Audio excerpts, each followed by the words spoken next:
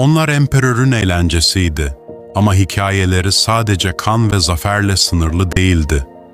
Çoğu onurunu yitirmiş bir esir idi. Ama burada ölümden başka bir şey öğrenirdi, savaşsanın sanatı. Günlerce kılıçların ve şevronların çarpışmasında geçti. Her yaralanma onları bir adım daha yakınlaştırıyordu. Sonunda Kolosseum'un acısı karşısında durmuştu. Binlerce göz onun her hareketine takıldı. Bu vas bir oyun değildi. Her atak bir hayatı ya kurtarıyordu ya da sonlandırıyordu. Bir sanat formuydu, zafer kısa bir esintiydi. Bir sonraki savaş için saatler içinde tekrar hazırlanmak zorundaydılar. Çünkü bir gladyatörün en büyük zaferi arenadan tekrar çıkmak değildi, ölümüne hakim olmak idi.